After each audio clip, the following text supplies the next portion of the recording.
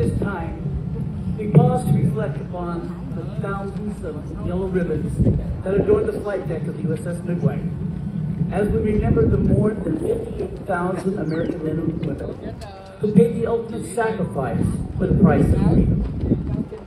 Let us remember the hundreds of thousands of South Vietnamese service personnel and civilians who lost their lives in the fight for freedom. Let us remember the hundreds of thousands of South Vietnamese boat people who never made it to freedom while trying to escape to sea.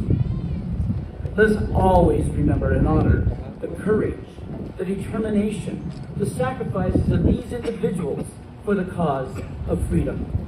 Ladies and gentlemen, a moment of silence.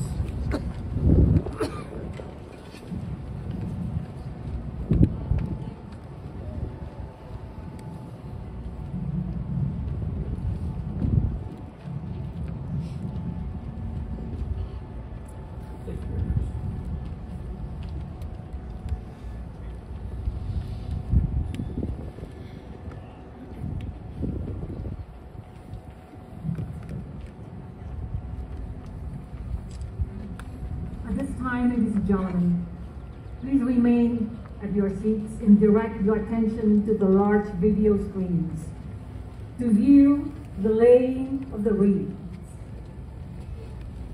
Xin quý vị hãy đứng ngay tại chỗ và chú ý lên màn hình để theo dõi lễ đặt vòng hoa. The wreath laying will be presented by American Vietnam War veterans who are Midway volunteers, and Vietnamese military veterans Sue A. Cầu and Nguyễn Văn Lực.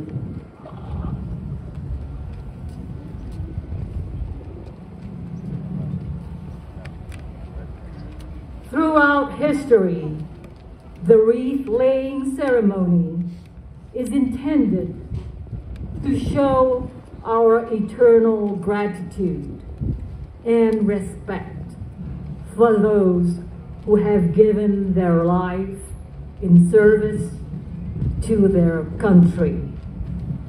Trong suốt chiều dài lịch sử, nghi lễ đặt vòng hoa nhằm thể hiện lòng biết ơn và sự tôn trọng vĩnh cửu của chúng ta đối với những người đã hy sinh mạng sống để phục vụ cho quê hương, Tổ quốc.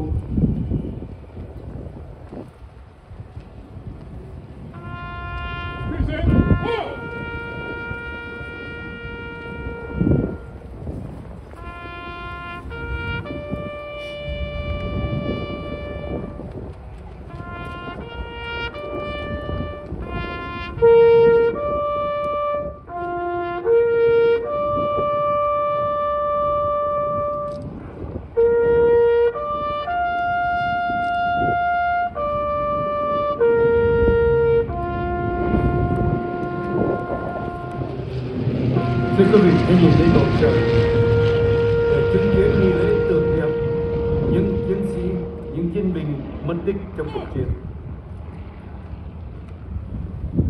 I hope you saw our missing man fly over.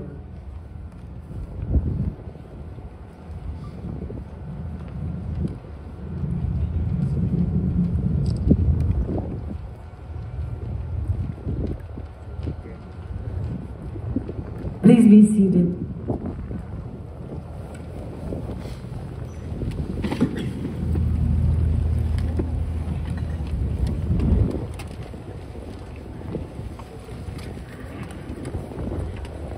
At this time, ladies and gentlemen, it is my great pleasure and honor to introduce to you Rear Admiral Terry Kraft.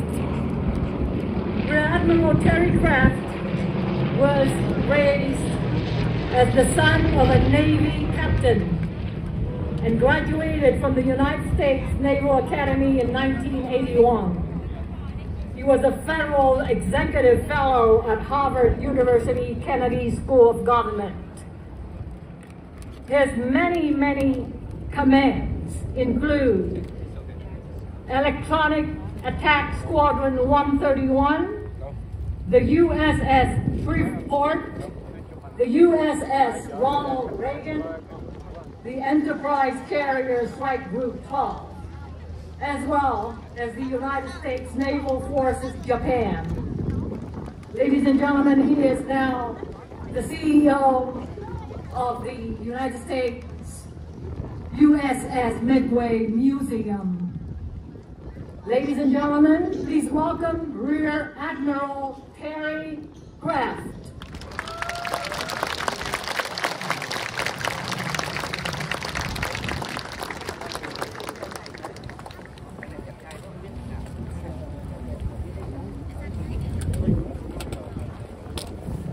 Good morning, everyone.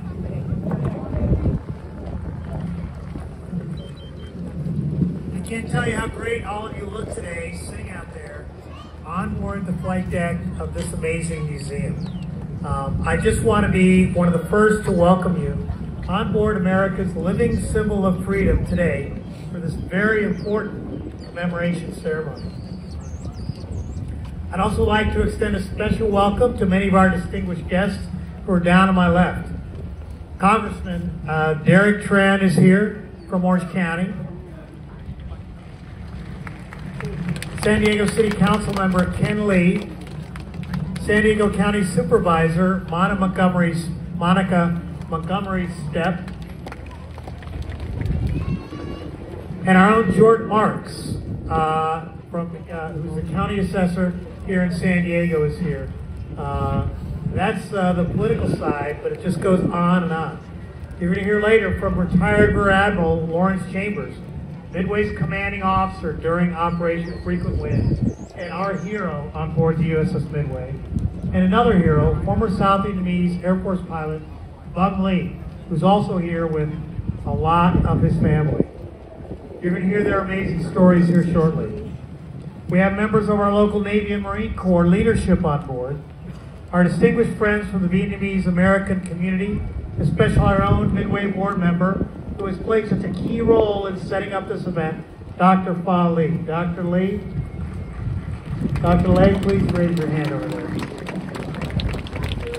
A lot of former Midway sailors, many of whom were on board during Operation Frequent Wind, and all our U.S. and South Vietnamese military veterans. I think I covered everybody. Welcome aboard. It is my great honor to kick this off this morning for our Legacy of Hope commemoration. 50 years ago today, this ship, along with 40 other U.S. Navy ships, were positioned off the coast of South Vietnam to launch the largest humanitarian operation ever undertaken in U.S. military history. Known as Operation Frequent Wind, this mission of mercy was responsible for evacuating more than 7,000 South Vietnamese citizens and American government officials out of Saigon as the North Vietnamese army was attacking the city. It was, without question, one of the most chaotic and difficult experiences for many of those in attendance with us today. But due to the incredible bravery and courage displayed by so many South Vietnamese, and equally incredible acts of kindness extended by the crew of the USS Midway, nearly 3,100 evacuees evacuated here were safely flown to Midway into the start of their new lives of freedom in the United States. Let's all understand, those South Vietnamese who were forced to flee Saigon 50 years ago never wanted to leave. They love their country and still do, as you can clearly see here today. Yet they knew that if they stayed behind, their lives and the lives of their families would have been in great jeopardy. Coming to a new country, even with the help provided to them by the U.S. government and countless charitable organizations, was extremely difficult. A new place, a completely different culture and language, unusual foods, and separation from other family members, all were significant challenges that they overcome. But through fearless determination and resilience, these new Americans and their children have not just survived, but thrived. I think you can tell that by the numbers here today. These numbers attest to that and their accomplishments over the last 50 years that have made this country even stronger. You're going to hear some amazing stories today from so many of them, and I can't hear it enough. As a former Midway aviator, I'm so proud of the selfless performance of the sailors who were serving on this ship during Operation Frequent Wind, many of them here today. 5 decades ago, as thousands of scared and traumatized South Vietnamese refugees landed on the very flight deck at the very spots that you are sitting in right now. No one trained the Midway crew for this event, but they knew instinctively what was the right thing to do. They comforted the families arriving on Midway, many with only the shirts on their backs. These sailors represented the best of what America stood for in 1975 and continues to stand for to this day. Again, thanks all of you for joining us here at Midway so that we can share and commemorate together the courage, heroism, and compassion that took place on this ship 50 years ago. Today is a great day on Midway. Thank you. Thank you so much, Rear Admiral Terry Pratt. Kính thưa quý vị, sau đây chúng tôi xin giới thiệu cùng quý vị ông Châu Thụy. Ông Châu Thụy là chủ tịch của Bảo tàng Viện Di sản Việt Nam, là một trong những người đi đầu trong công tác bảo vệ di sản văn hóa qua công trình mà ông và các thành viên của Bảo tàng Viện Di sản Việt Nam đã và đang thực hiện. Xin quý vị cùng chúng tôi một tràng bắt tay tiếp đón ông Châu Thụy.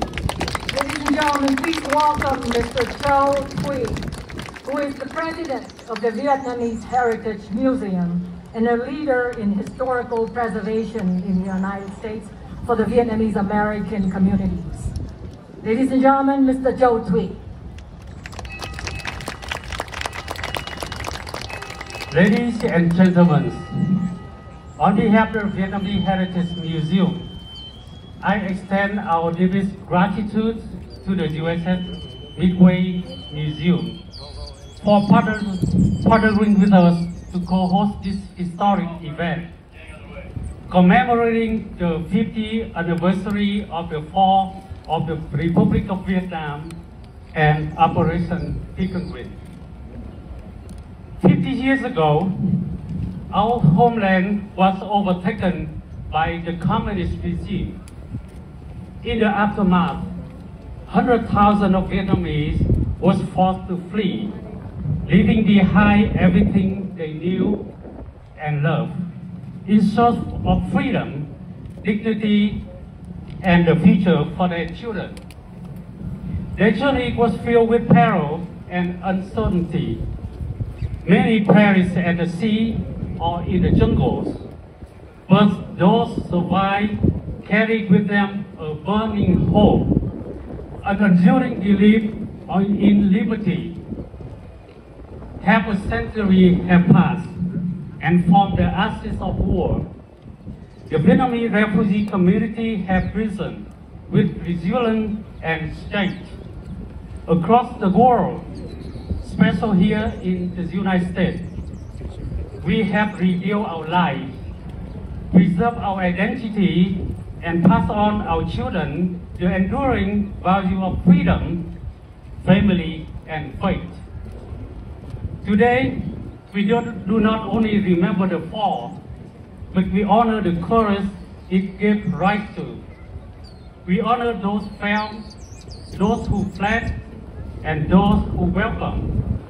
The American servicemen and women who fought and sacrificed alongside of the Republic of Vietnam. The refugees who began anew in the foreign land.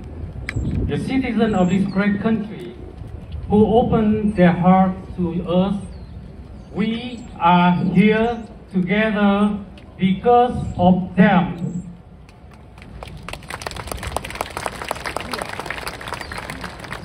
Now, with your permission, I would like to speak to my fellow Vietnamese.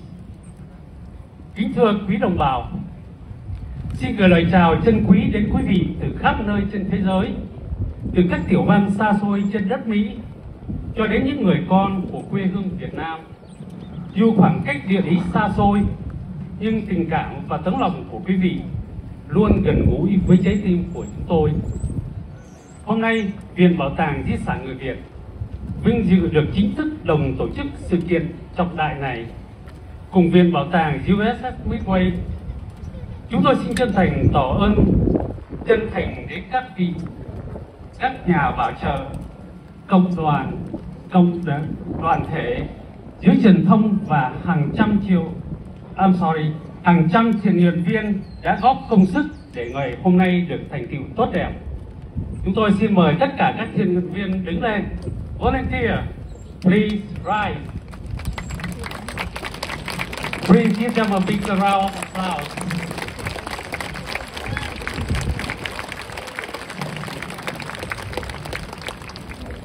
Từ năm 2016, Viện Bảo tàng Di sản Người Việt đã hoạt động với sứ mệnh gìn giữ lịch sử, văn hóa và ngôn ngữ người Việt tị nạn. Không chỉ là nơi lưu giữ hiện vật, tư liệu mà còn là một trung tâm giáo dục. Các thế hệ mai sau hiểu được quá khứ đau thương, trân trọng tự do hiện tại và không bao giờ quên được những hy sinh của cha ông. 50 năm là một cột mốc lớn, không chỉ để tưởng niệm mà để suy gẫm và cam kết chúng ta cùng nhau nhìn lại những thành tựu đã đạt được và cùng thắp sáng một ý chí mới để tiếp tục con đường xây dựng tương lai.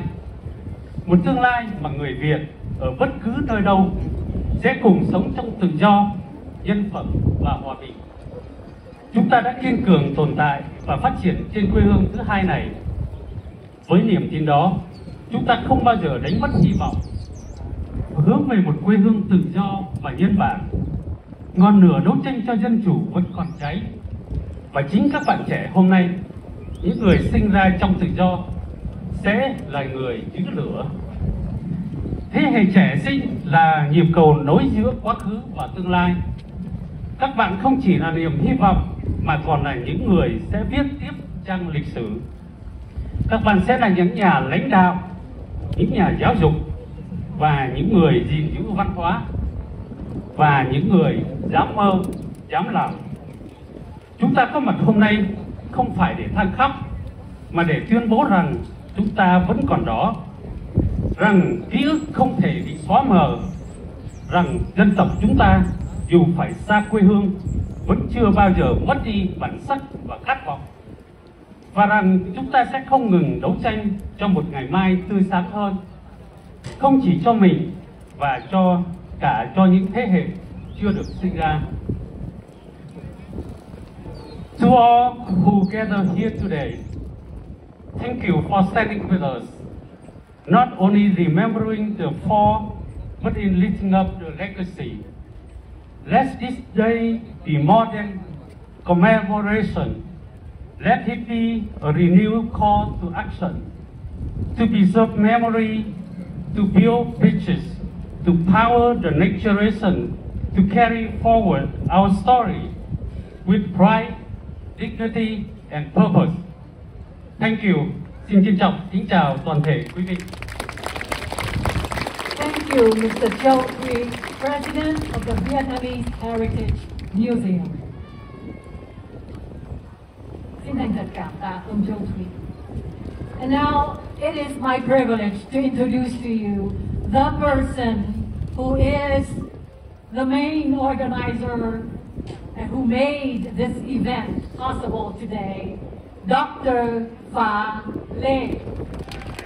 Dr. Pha Lê was born in Vietnam during the war, attended UCLA and medical school in Missouri, and is an emergency medicine physician. He is an active honor flight program volunteer and is serving now on the board of director of the USS Midway Museum. Kính thưa quý vị, chúng tôi xin hân hạnh giới thiệu với quý vị một nhân vật chính trong buổi tổ chức ngày hôm nay, đó là bác sĩ Pha Lê. Vâng, thưa quý vị, bác sĩ Pha Lê là thành viên của Hội đồng Quản trị USS Midway. Xin quý vị cùng chúng tôi lắng nghe lời chia sẻ của ông sau đây. Thank you, ladies and gentlemen. Welcome to the USS Midway Museum, America's living symbol of freedom, to commemorate this defining moment in history. Cảm ơn cộng đồng Việt Nam đã tới để dự tưởng niệm lễ tưởng niệm hôm nay. As I stand before you, I am grateful to be able to stand on the shoulders of heroes who have served and sacrificed so that I may have the opportunity to live my life as an American. I am a proud Vietnamese American emergency medicine physician and a member of the board of directors of this great museum. I'm also the son and the son-in-law of former South Vietnamese Naval Academy graduates and naval officers. I am the former refugee who escaped with my parents on a boat in 1982. And now, I am the proud father of a son who is attending the United States Naval Academy. So this moment cannot have more meaning than it does right here, right now.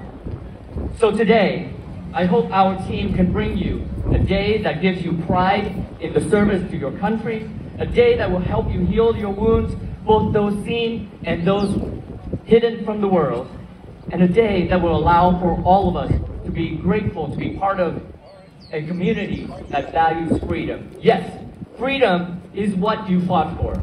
Freedom is why my parents risked everything.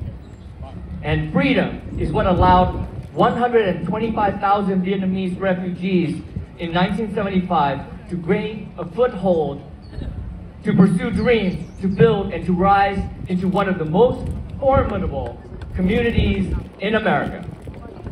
So today, over the next few hours, we aim to commemorate the heroic actions that saved thousands.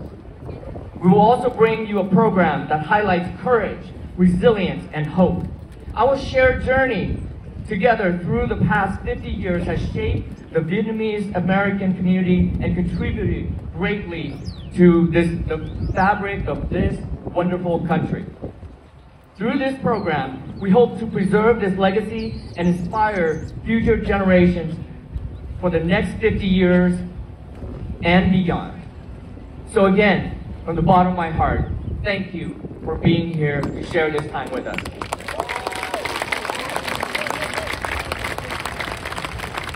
And now, I would like to welcome back to the podium anh Châu Thủy and chị Kim Trang to address the Vietnamese community that have been invited here.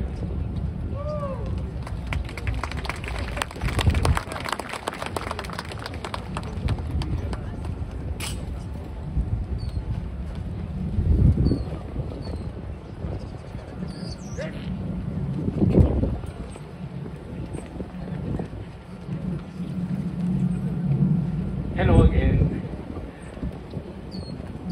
Now I would like to acknowledge the organization that came together to make this event such a remarkable success. First, USS Midway, and you know, give them a big hand. So, Viện Bảo tàng USS Midway, Viện Bảo tàng Heritage Museum, Viện Bảo tàng Di sản người Việt, Vietnamese Community of San Diego, Vietnamese Historical and Cultural Performing Arts of San Diego. Where are you? Văn Lang Vietnamese Center, Vietnamese American Jewish Airlines. Và kế đến là những nhà bảo trợ, the sponsor Đỗ Phủ Anh Tuấn, APLC, tổ hợp luật sư Đỗ Phủ Anh Tuấn. InnoFly, A1 Top World Product Incorporation, bác sĩ Phạm Hoàng Trung, Essential Design Innovator. And today, special recognize the VSM Major Donor, Miss Nguyễn Nghĩa Nancy. Mời chị Nghĩa đứng lên ạ.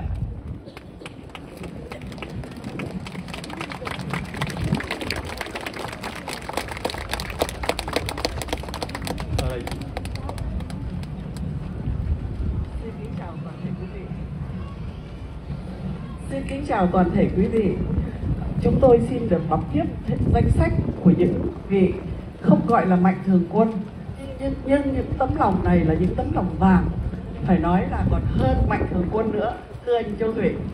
Xin phép quý vị cho chúng tôi được nói, giới thiệu các quý vị mà anh chị em đã từng cộng tác và phải nói là bao nhiêu ngày tháng nay, kể từ tháng 9 năm ngoái cho đến bây giờ đã hết sức làm việc để cho cái buổi mà lễ tưởng niệm ngày hôm nay được thành công như thế này. Tổng cộng cái số giờ mà phải nói là trên 6.000 giờ, thưa quý vị. Tất cả chúng tôi vào đây để làm việc ngày đêm. Trước hết chúng tôi xin được phép để nói với tiếng Anh vì có những người ngoại quốc ở đây đó. Xin phép quý vị cho tôi được phép nói tiếng Anh.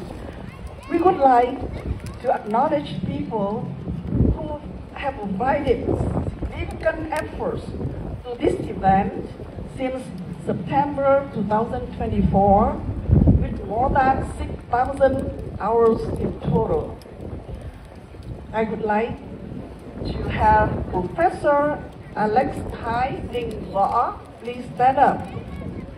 I don't know where. Maybe he's down there somewhere. Okay.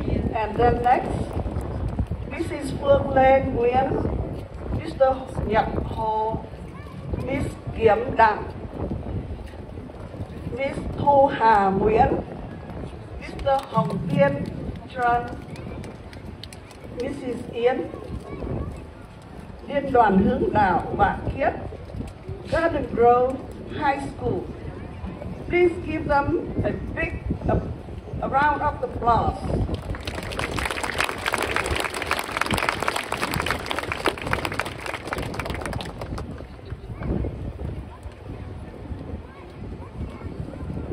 Now, last but not least, let's give a big applause to all former soldiers of the Republic of Vietnam, Vietnam veterans of America, and each of you, your presence here today is very meaningful.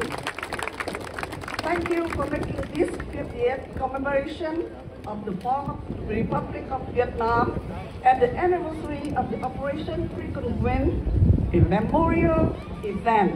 Thank you.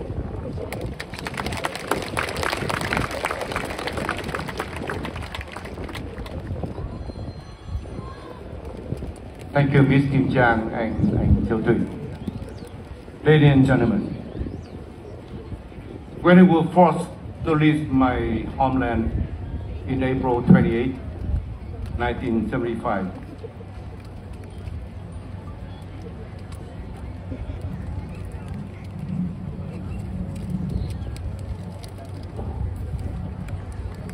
so we would like to give back the stage to Dr. Fa, and we'll return after that. Thank you, Dr. Fa.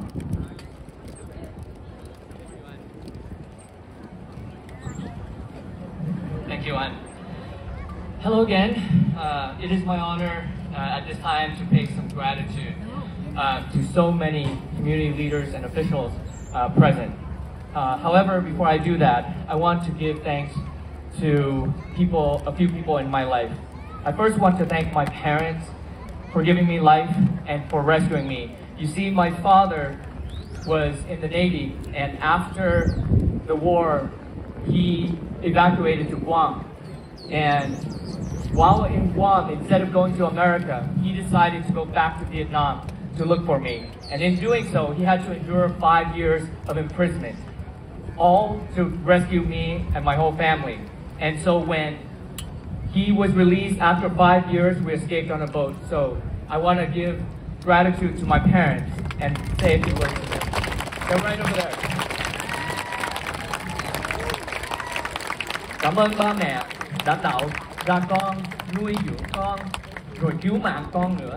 Nếu không có tình thương của ba mẹ, sự hy sinh và sự chăm sóc của ba mẹ thì không có thể nào con đoạt được tất cả con có ngày nay. Cảm ơn ba mẹ.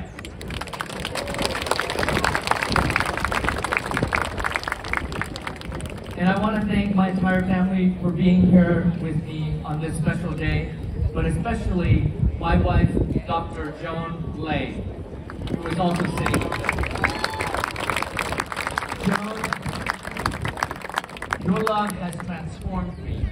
It has elevated me, and it continues to fuel my passion for love, life, and service. You are the wings with which I fly. Thank you so much for the past 30 years of adventures. Thank you for your love.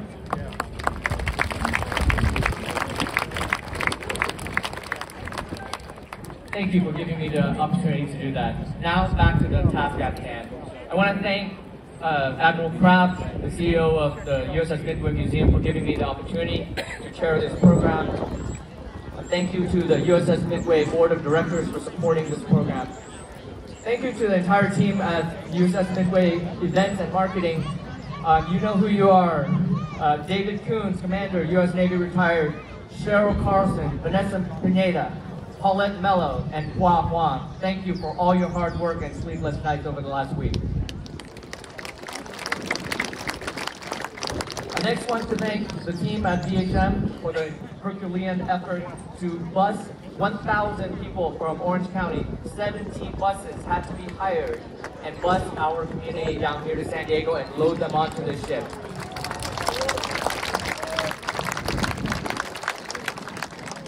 And next, I want to address our special guests. And there are no guests more special than our Vietnam War veterans.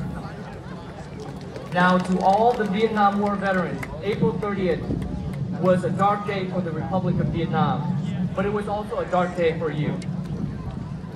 But many of you continue to work to help the Vietnamese refugees through Operation New Life in places like Randy Island, Guam, Camp Hamilton, Fort Chaffee, Fort Indian Town Gap, and Eglin Air Force Base to ensure our safety and help us settle into this new life. Please look around.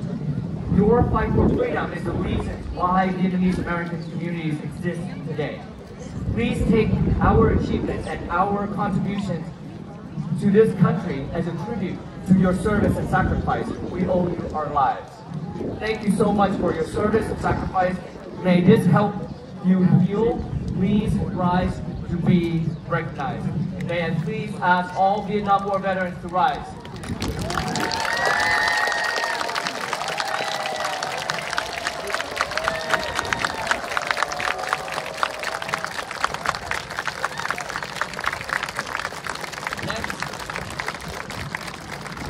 Next, I wish to ask all the South Vietnamese veterans.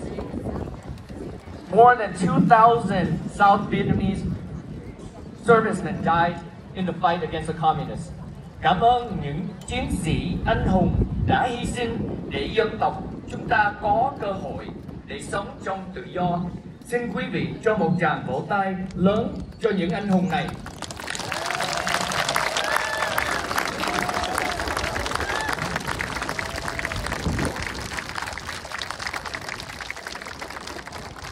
I would like to address our distinguished guests.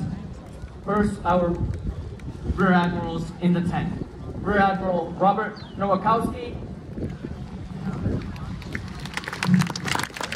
retired Rear Admiral Roger Fox could not be here due to illness. Admiral Huang Nguyen sends his regrets as well. He could not be here due to illness.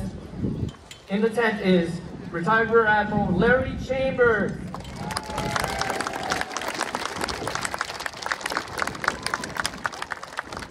Of course, our CEO, retired Rear Admiral Terry Kraft, and retired Rear Admiral Pat McGrath. Next, our judges. We have retired Judge John Nha Chong Nguyen, retired Judge Irma Gonzalez, the Honorable Andrew Schofler, the Honorable Charles Bell, and the Honorable Megan Wagner.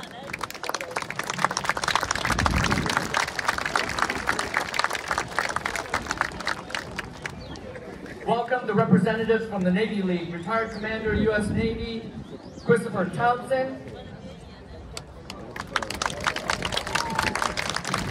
and Mr. Kevin Button from Navy League, Pacific Southwest region. We have many elected officials here with us. We're very grateful for your presence from 3 counties, from San Diego, San Bernardino, and Orange County. We have Mayor Charlie Nguyen,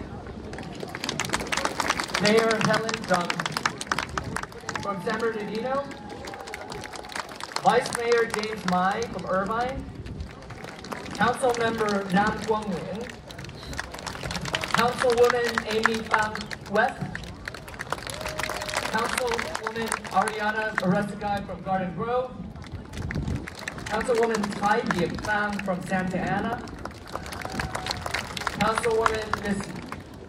Cindy Nguyen from Garden Grove, Councilwoman Janet Conklin from La Palma, and our representatives from San Diego, Councilman Kent Lee, County Supervisor Monica Montgomery Stepp, County Supervisor Don Wagner from Orange County, and Mr. Hugh Wing, the Orange County Clerk Reporter. Before I introduce our next speaker, I want to also acknowledge a few very important individuals. My friend, retired Colonel Jeff Janasic, CEO of InnoFlight, and his wife, Ms. Wendy Janasic, donated $10,000 to our cause. Dr. John Saito and his wife, Dr. Christine Tran, donated money to make the replica of the Vietnam War Memorial from Orange County. You can see it right over here at our altar. Thank you. We have 5 of San Diego's finest here: police officers, Deputy Chief Rudy Tai, Captain Carissa Doherty Edwards, Lieutenant Cesar Jimenez, Sergeant Lem Santagoy, and Officer Omar Bruiser Riega. We also have here with us Mr. Tony Lam, the first Vietnamese American elected to public office. I want to acknowledge the men and women of VA USA. Thank you for your continued support, and many of them have traveled here from the East Coast. So I want the members of VA USA to rise.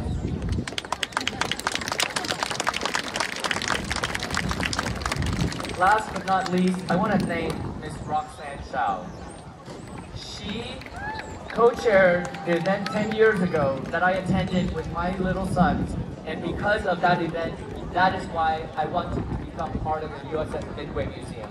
So I want to thank her for a huge effort 10 years ago, and she's continued to partner with me this year to make this a successful event.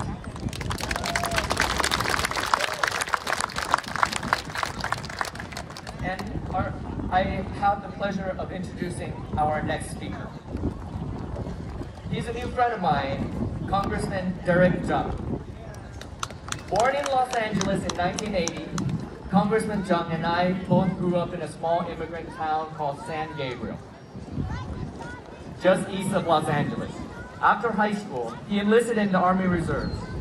After his service ended, he earned his law degree and now is one of the first Vietnamese Americans to be elected to the U.S. House of Representatives. He has achieved so much in his life thus far, but I know after meeting him and his wife that he is most proud of his young family, with his wife Michelle, the 3 beautiful children Bryson, Olivia, and Brandon. Please put your hands together for our honored guest from California's 45th Congressional District, Congressman Derek Jung.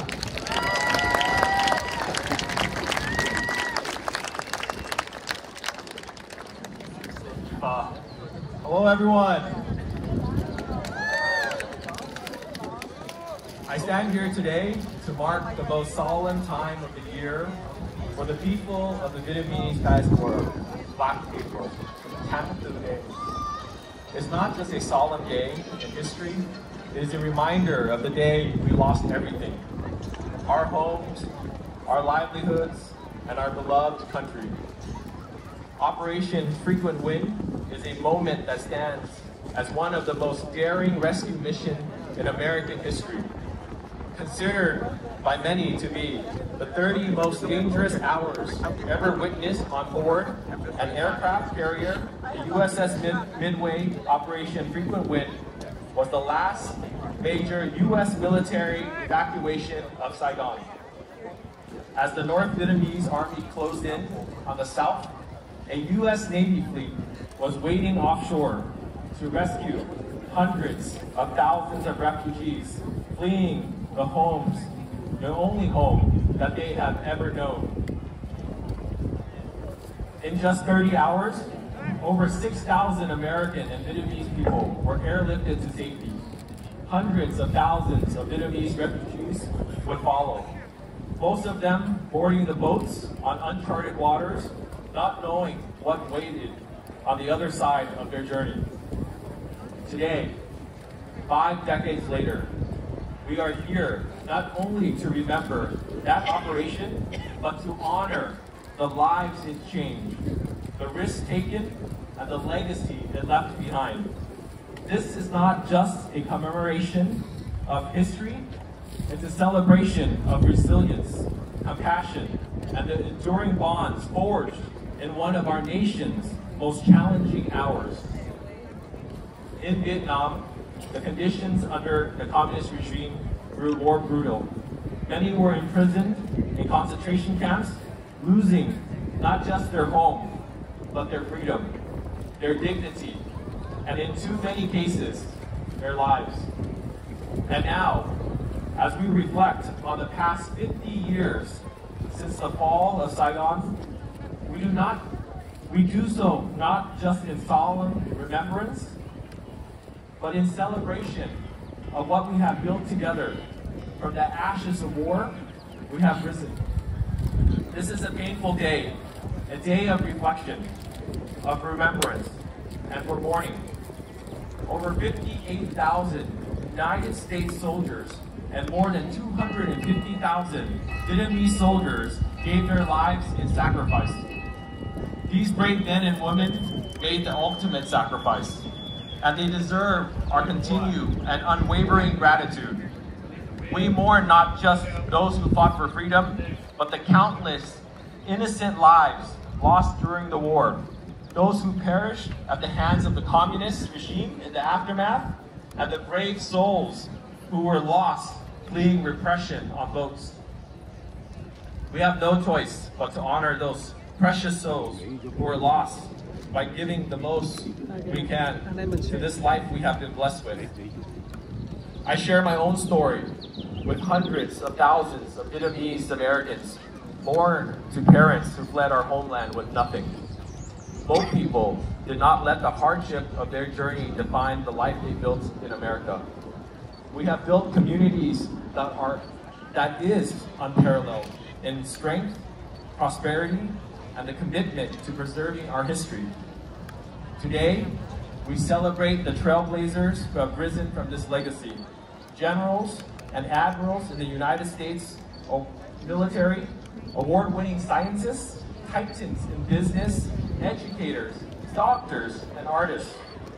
Our community has nurtured leaders in all walks of life, turning adversity into opportunity in just 5 short decades. Many of these people, children of refugees or refugees themselves, and they represent just a few of the countless contributions Vietnamese Americans continue to make across every sector of society. Our journey from tragedy to triumph has only just begun, and the story of our people will continue to inspire generations to come. As the first Vietnamese American to represent Orange County's Little Saigon community in Congress, I am humbled by the responsibility to carry this history forward. Little Saigon, home of the largest Vietnamese diaspora in the world, is a beacon of hope and a reminder of the resilience that has defined our community. Every day, I'm reminded of our strength, our determination, and our unyielding commitment to preserving our story, to ensuring that no communist regime can rewrite our history. I urge you to join me in not only remembering the hardship we face, but also in celebrating the incredible resilience of the Vietnamese people. Let us honor the lives of those who sacrificed everything for freedom. the United States Army veterans, and the veterans of the former Republic of Vietnam. Many of us remember or carry the stories of many U.S. soldiers who returned home from Vietnam without the recognition and gratitude that they so deeply deserve. Today, we stand together to say what should have been said long ago. Thank you and welcome home.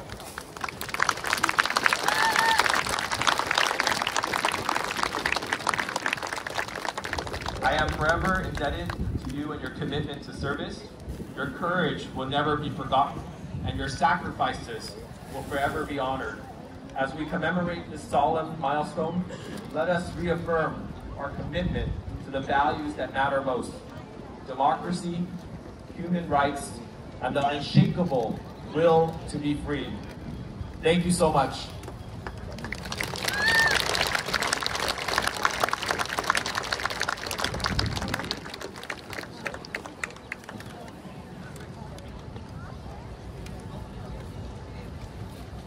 Thank you, Congressman Satisfied.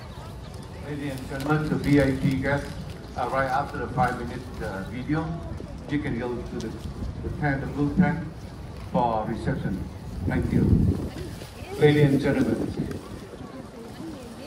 when I was forced to leave my homeland on April 28, 1975, my heart was broken. Like more than 100,000 of my fellow countrymen, Saigon symbolized everything to me: my homeland, my family, my friends, my entire life. In my grief, I composed the song Saigon ơi vĩnh biệt, Farewell Saigon. The song was performed by Miss Khánh Ly on Giga Paris by night.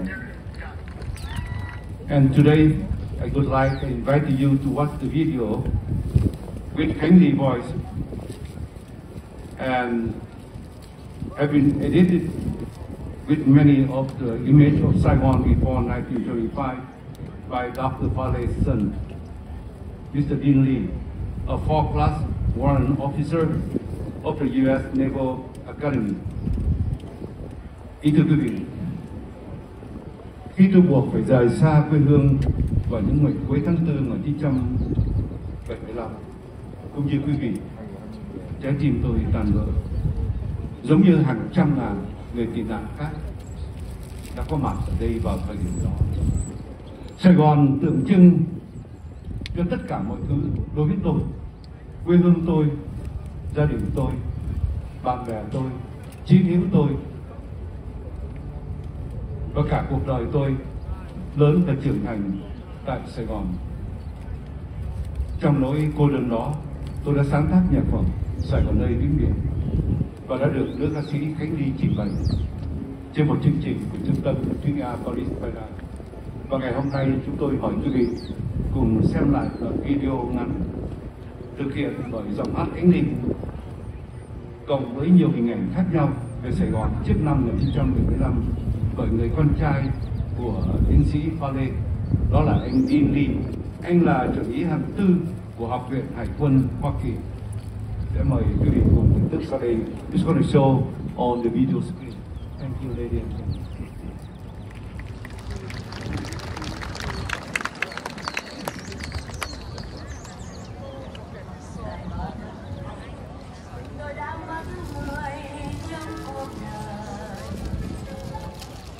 Sài Gòn ơi, tôi đã hết thời gian tuyệt vời. Giờ còn đây những kỷ niệm sống trong tôi, những nụ cười nát trên môi, những giọt lệ ôi sầu đắng. Sài Gòn ơi, nắng vẫn có còn vương trên đường ngày xưa, mưa có ướt ngập lối người về. Rồi mùa thu lá còn đổ xuống công viên, bóng gầy tóc xõa gai nghiêng, cô đơn khóc thương cho tình riêng.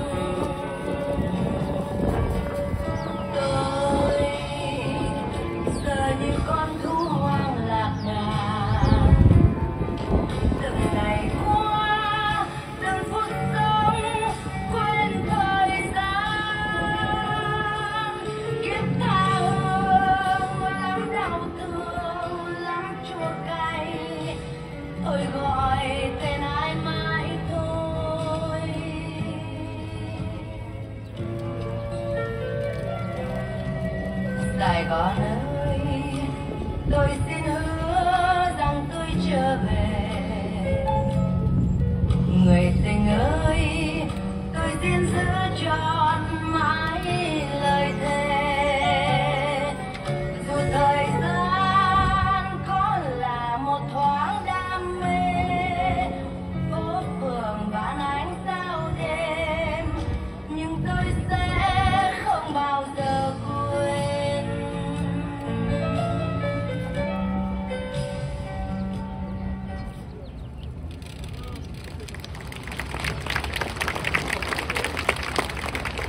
Ladies and gentlemen, please welcome to the stage Mr. Ông Hạm, who will be performing Mơ Về Quê Tôi, Dreaming of My Home.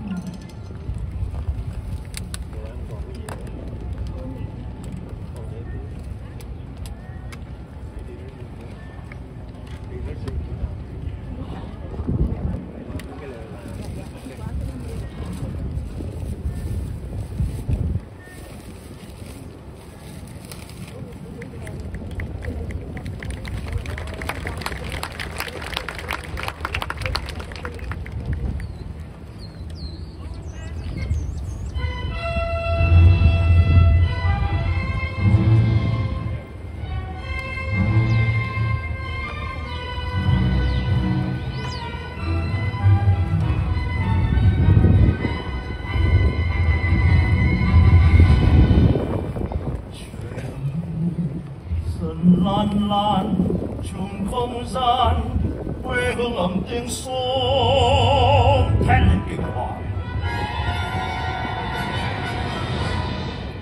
Từ thôn quê, từ đông tây, miền Anh San cùng vang lên lời kêu than đau đớn. Hãy cùng lầm than khóc cùng nhà ta, nước mắt dần gây nên ta dòng sông đây, đồng xanh kia, đồi thôn cao, ai cây thành hoen ôm mau tươi dần. Việt Nam ơi, mẹ tan thay vì con hư bồi non sông, dành đất nước đi riêng, sóng khởi đem xuống bất hồn Việt Nam, ngoài linh này còn đâu.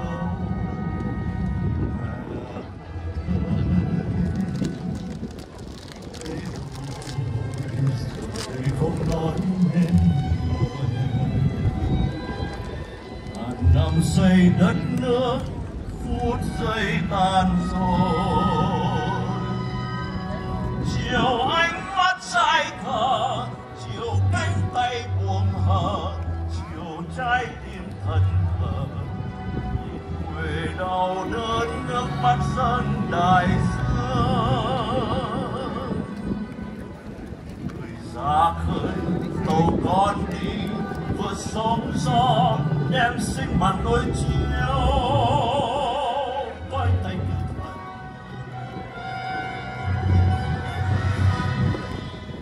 Trùng dương ơi, dù gian nguy, dù đói khát, dù cướp bóc, dù chết mất, xin lấy người hoặc con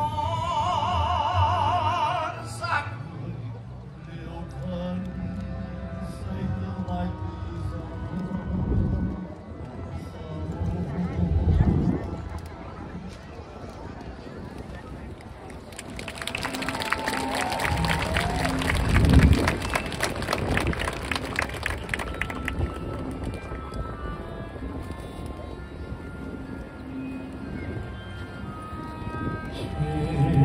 Đồi cao xa vắng, cao mây soạt cơn người biên xứ, và sương nhẹ êm ve phút xoa xoa cho vơi bớt đau buồn. Ngày tháng chìm trong đắng cay đời ta nay càng thêm xót xa, mơ theo gió bay mau tới quê nhà, tìm lại hàng tre gục lên mái nhà, tìm ra chỗ lá còn cuốn cao ra, và hàng sương mát là bóng ven hồ, về nơi tóc mặn nồng, về nơi dấu ái ngọt ngào, tìm hàng thôn reo, tìm ngày thơ mơ sao diêu. Dù em nói em quên bố mẹ nhìn yêu dấu, người mơ ngày mai tươi sáng, quê hương tan hết áng mây sầu. Ngày đó toàn dân hát vang bài ca, đây tự do thiết tha, nước ta nay hết thương đau luôn an hòa. Và lời của cha ngày xa cõi đời, dặn dặn hồn nước cùng khí nơi nơi, dẹp lòng tà ác hợp sức chu toàn, một nền dân chủ mới rạng ngời, toàn dân vui hát ngàn lời, lời tự do muôn vinh quang.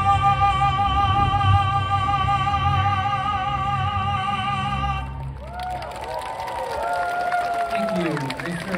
Hạm, for such a wonderful performance. Now, please turn your attention once again to the screens. In April 1975, with the fall of Saigon imminent, the U.S. Navy sends more than 40 ships to help evacuate South Vietnamese refugees. During the 2 days Operation Frequent Wind, the USS Midway rescued more than 3,000 Vietnamese citizens and American officials. And some of those individuals who were saved by Midway are back on this flight deck 50 years later, commemorating with us today. This is the incredible story of courage, selflessness during one of the largest humanitarian operations in history. The communist forces, some of them riding in Russian-made tanks, some in captured American jeeps, rolled into Saigon about 3.5 hours after the end of the dramatic American evacuation of U.S. nationals and many South Vietnamese. April 1975.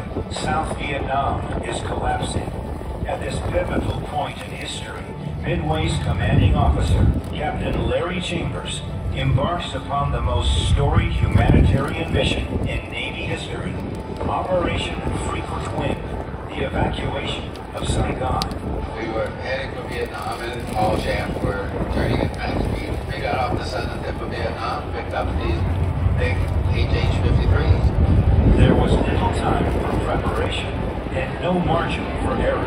It was just to control the chaos. You've got old folk with young folks, you've got the little kids, baby in arms. I was 8 years old when I left my country, Vietnam. It was just chaos everywhere. We were told that they were going to shut down the airport because of the constant bombings, and only people with proper documentation were allowed to leave.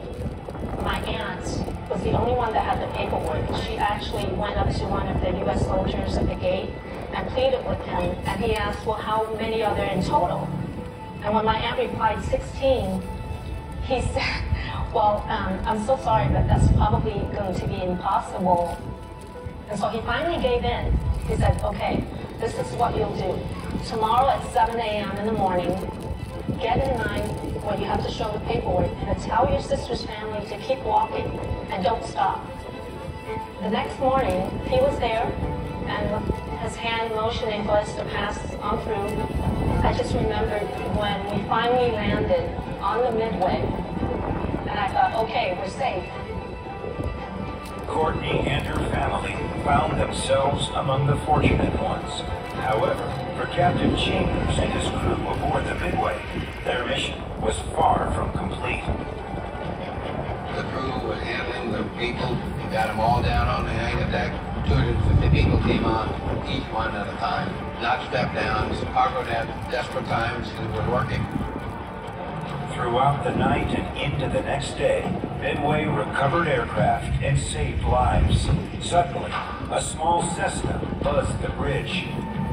And he dropped a note on the deck. He wrapped the note around his pistol and he dropped his pistol on deck. And it said what the hell I thought it was going to say. He said, "Can you move those helicopters? I can fly 1 hour more. And please rescue me." He said he had Major League wife and 5 child, so now we knew there were 7 souls on board. The admiral was still yelling at me to tell him to ditch. No way is this guy going to ditch. I mean, it's fields. It's going to flip over, and the family's going to drown. I called the air boss and said, "We're going to make a ready deck." Low on fuel, Major Bung Lee and family had found the Midway, but there was no room to land yet. I got on the general announcing system, and next thing I know, somewhere around 2,000 people showed up on the flight deck to help the air boss make a ready deck. I turned around and didn't look because I didn't want to see how much went over the side. Because from that point on, I knew that I was going to have to face the board. I could honestly say with the lie detector test, I don't know how many we pushed over the side. Well, we got the deck clear. And then 8 more Hueys landed in the middle of the landing area. The air boss called and said, "What the hell are we going to do now?" And I said, "Look, it's my court martial. I'm already in 8 more Hueys over the side. It's not going to make a damn bit of difference." Above Midway, Major Lee is circling, engine sputtering in a stiff and challenging wind. After we pushed the last few over the side, gave him a green light, come on around and land, he was going to have to fight his way through the turbulence. Turns out he had somewhere around 8,000 hours in the airplane. The guy was very professional. They brought him up to the bridge, and I took my wings off, and I made him an honorary naval aviator right on the spot. Major Lee and his family were 7 of more than 50,000 people rescued in the final days of the Vietnam War, many of them by the Midway.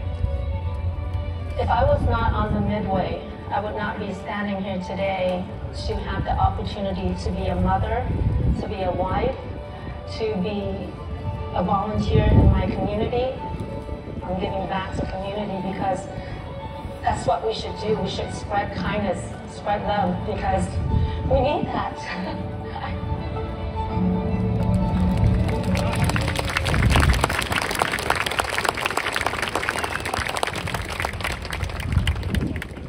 Ladies and gentlemen, it is my true honor to stand here to introduce Admiral Chambers. But he is a man who needs no introduction, as you can tell. Born in 1929 in Bedford, Virginia, as the middle child of 5, he graduated from his high school as a valedictorian. Yes, he deserves all of that. After being accepted to every university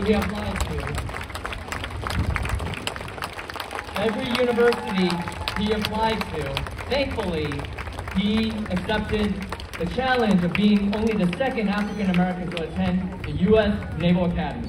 Life was difficult, but he persisted, graduated, and would go on to a career that spans 4 decades. Ultimately rising to the rank of Rear Admiral, the first African American to do so in U.S. Navy. Admiral, we are so grateful for your courage, service, and sacrifice at every step of the way. Here to give his story of Operation Frequent Wind at 95 years young, please rise for Admiral Larry Chambers.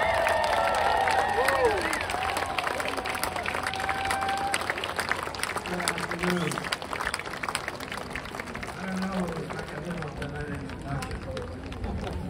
I was a skipper of Midway during the evacuation of Saigon, and I'm just an old sailor, 96 years old. I'm here today with my wife and family, lots of friends, to share this special anniversary, which evokes so many complex memories and emotions for all of us. I have to tell you, Ever since Midway scheduled this event years ago, my wife's main purpose in life has been to keep me alive for this day, so I can stand up here and tell you this story. Let's hopefully find another reason to keep me alive after the day. I'm not quite ready to go, guys. I want to talk to you about those heroic days at the close of the Vietnam War and the role Midway played.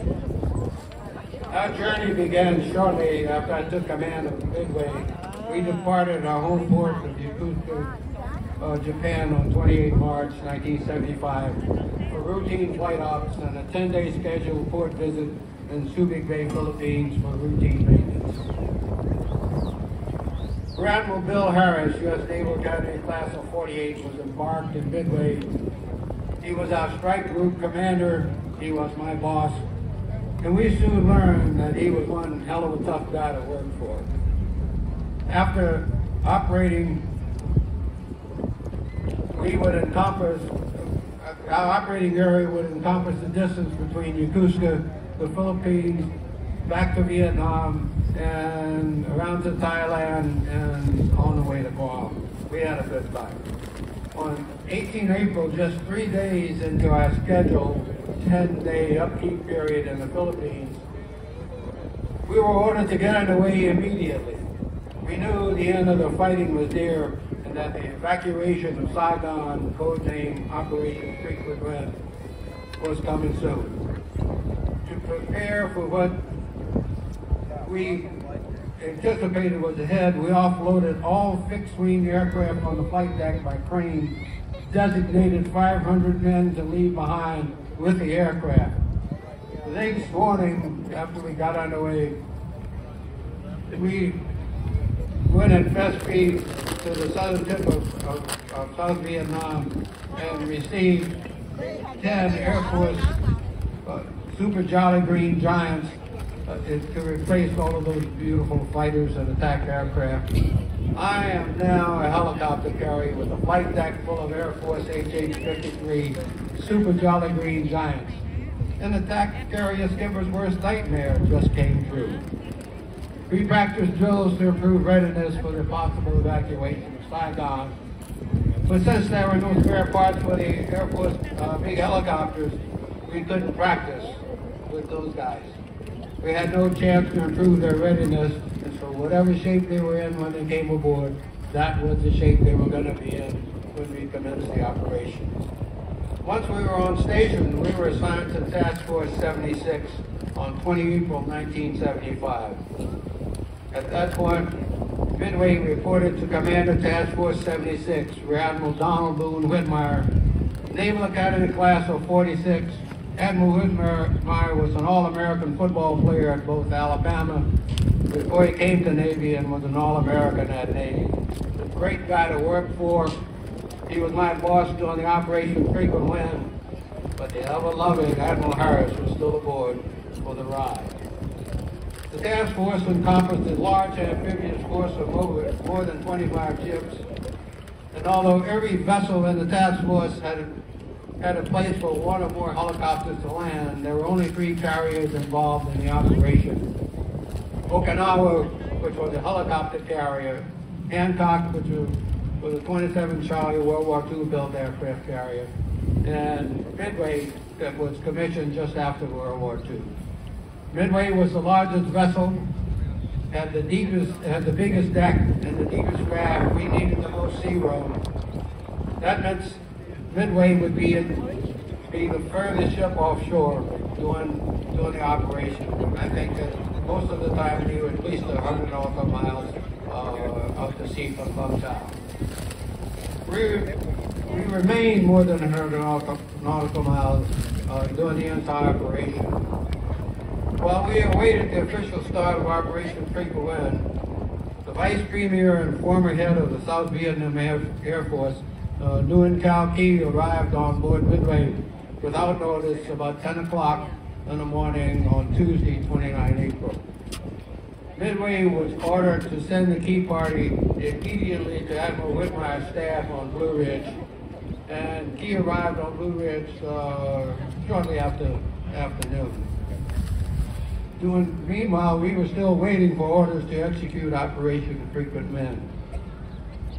As I mentioned, because of lack of spare parts, we didn't have a chance to work up the Air Force helicopters to get them used to making night carrier landings.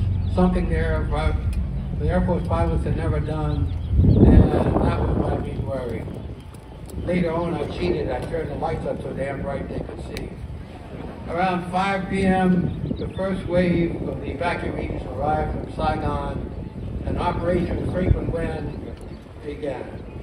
Flight deck, as all of you realize, is a hazardous place at any time. But at night and full of civilians, it could be deadly. To make sure the chaos was controlled, I authorized Midway's Marine Detachment the use of deadly force if necessary to disarm everyone as they came on board. It's hard to imagine that some of the Huey helicopters arrived. I see a Huey around here. Huey's one of those smaller guys. You'll find him on the flight deck. There were as many as 50 people on board that little bitty helicopter. The Hueys were designed to carry a squad of 10 Army or 10 Marines heavily armed for combat, not 50 civilians with luggage. Even in the best of conditions, emergency happened. On cue. Even in the best of conditions, oops.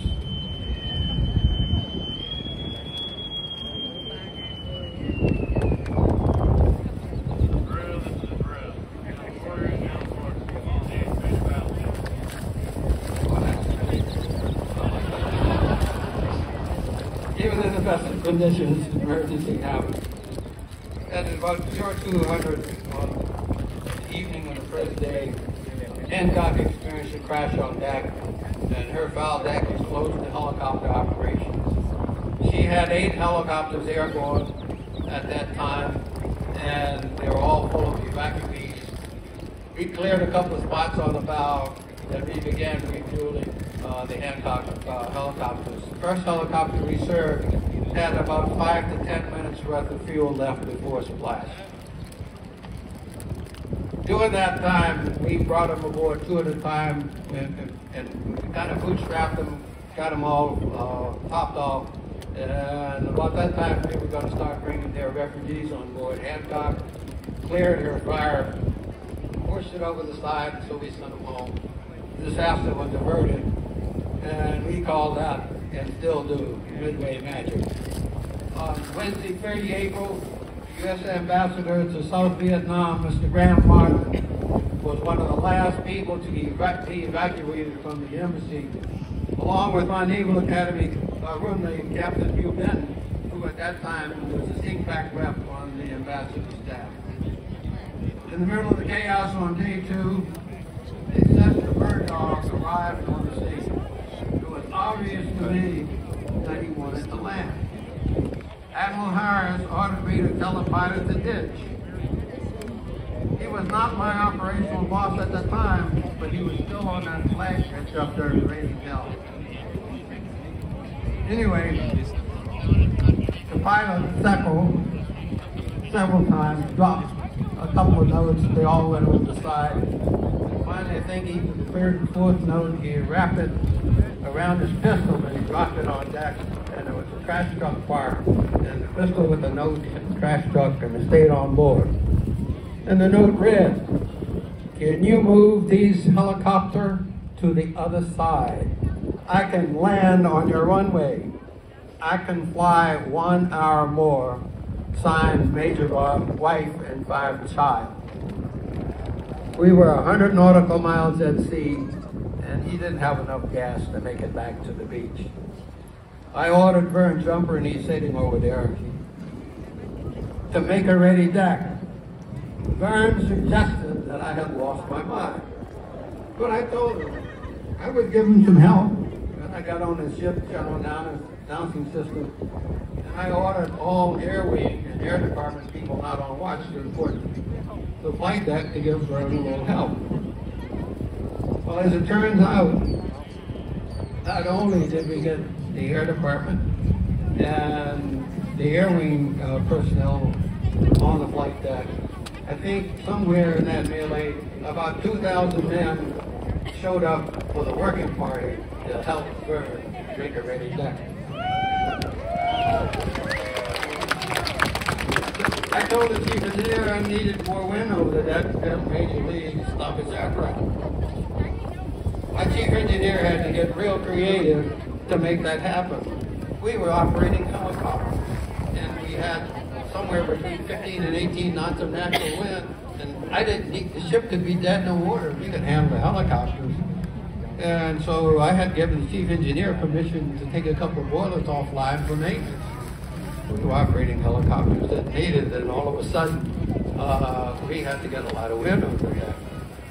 And so chief engineer wanted to know where in the hell I was going to get the extra steam from.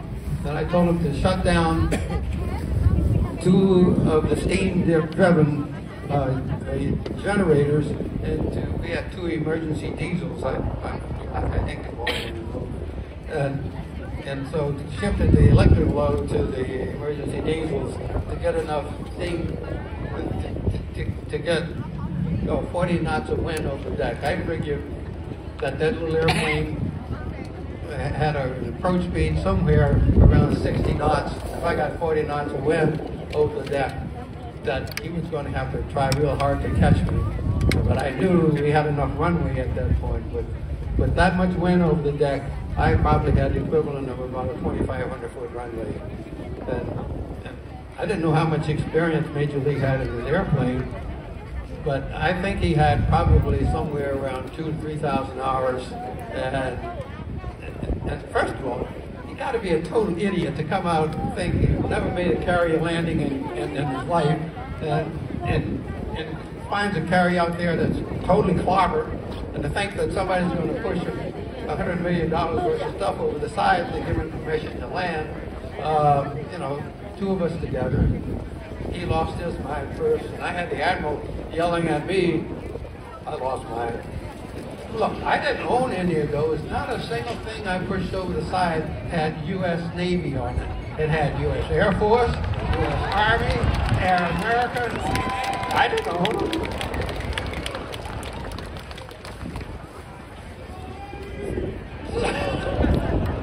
So I gave the Major a little help by clearing the runway for him. And I told the chief engineer I was going to need a little more steam, and he got a little huffy, but when I told him to shut down, transfer the electrical load to the emergency diesel.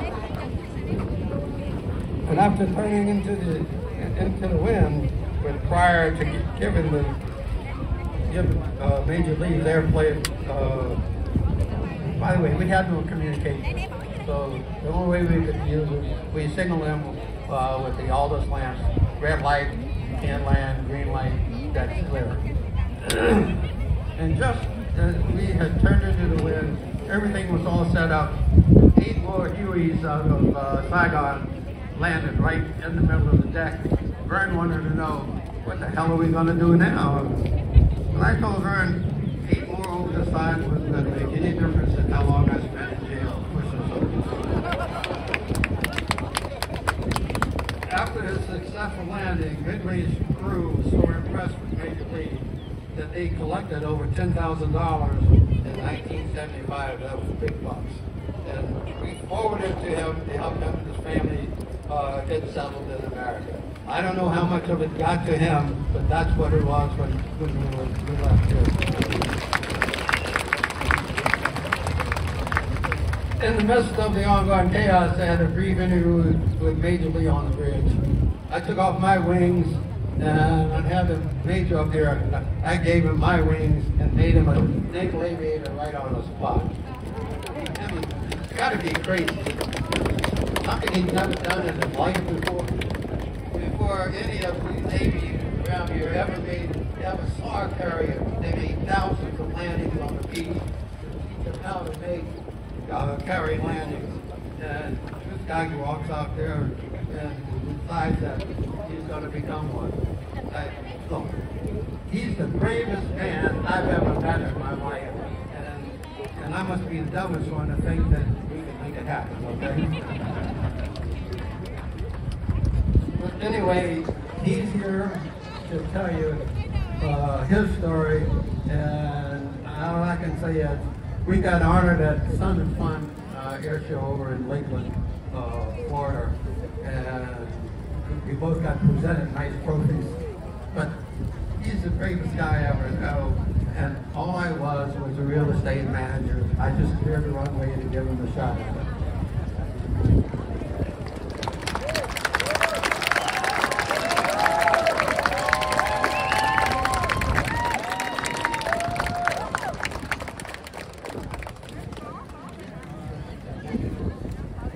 I got a few notes. Okay, good.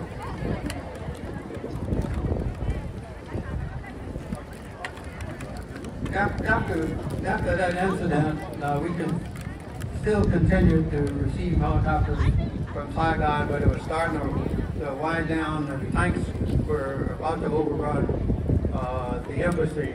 And the last person to arrive on board Midway, the ambassador, the American ambassador in South Vietnam, he arrived about noon or so.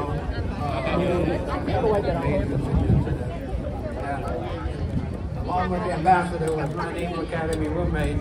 At that time he was a captain, and he was SIGPAC's rep on the ambassador's staff.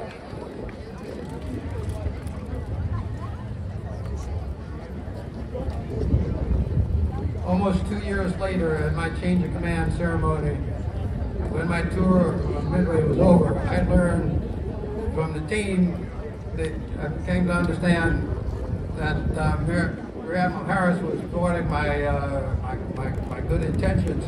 There was a junk that came alongside while we were doing something else, and we were marginal as to whether we were in Thai waters or international waters. And you know, on the international waters, I have no choice but to handle the problem. Well, the Admiral sent his navigator to my bridge. He took around the bearing and said, I was in Thai waters, so as usual, I manned the forecastle, took the main engine off the jacking gear, and I twisted the ship until we were totally in international waters. And at this point, now I've got a rescue boat, so we board everybody aboard. And I sent my damage control team down to the 60 boat. Once they repaired it, we put the people back on and sent them on their way. We were doing another operation at a time that really had my attention.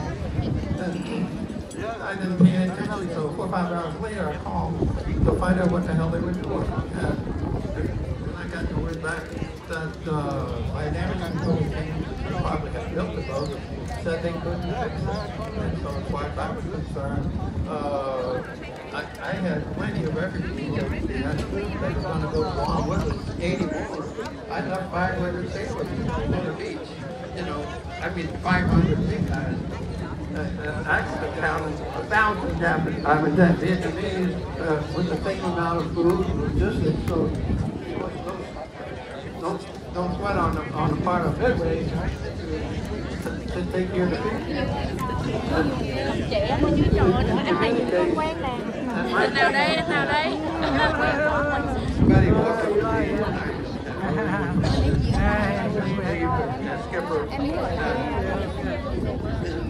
The farewell party honored me, and they gave me a medal. And the hostess promised us, Captain, do you remember that junk that was alongside? We were on down, and I said, absolutely. You guys couldn't fix it. Well, I embarrassed them. They said, what do you mean we couldn't fix it? We chopped a hole in the damn boat so we'd get you out of jail. I said, well, I'm going to court-martial you guys. They said, no, you can't, but you no longer inside.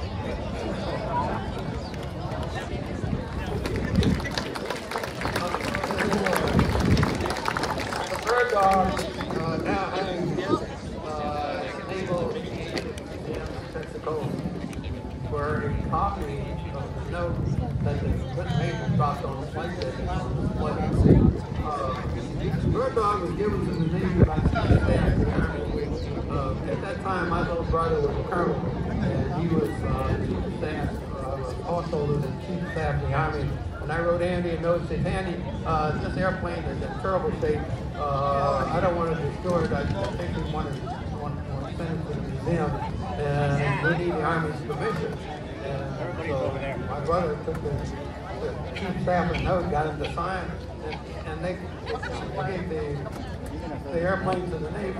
That airplane is in perfectly good working order and great shape, but I didn't think the Army would give the Navy a damn thing if they thought it was any good. So we got away with that one. But the Air Pensacola, take a look. It's still hanging. By the way, my wife ratted on me and told Midway that I had the note framed and was hanging in my library. And reluctantly, I donated the note to the museum. They now have the actual note, and they made a museum quality copy and sent it to me. And frankly, I can't tell the difference, but they've got the original. So that's my contribution. In 2014, Major Lee and I were both honored at Sun and Fun Air Show in Lincoln, Florida for outstanding feats in aviation. But we know who performed the outstanding feat. He's going to be introduced here shortly. The Lee family now lives in Orlando, Florida. Amy and I first met again in 1989 when the bird dog was dedicated to them. And again in 2014, we were both on the Sunday Fun Air Show in Lakeland. And during that time, the Major brought four of his kids, a bunch of grandkids, and had pictures taken in front of an Army bird dog that was part of his education. I think we now have a grandchildren. So at Sunday Fun, I found out that he could not swim, and the Major had never intention to ever trying to ditch that airplane out trying to see. And that was my thought. I figured if I didn't give him a chance to land, he was going to crash it on deck anyway. So either way, I was going to lose. So the only thing I could do was clear the deck and give him a shot at it. But thanks to the successful humanitarian efforts of the crew of Midway, there are many productive, loyal Vietnamese American citizens in this country. These brave Vietnamese patriots, the dedicated sailors and Marines at Midway, are the real heroes of evacuation. I feel very proud to have been a participant in this fiasco. Thank you very much for listening to this old man.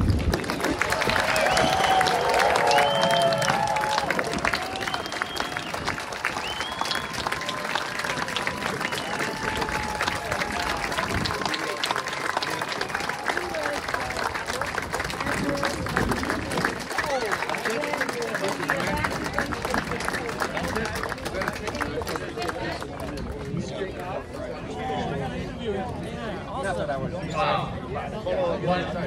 What a presentation.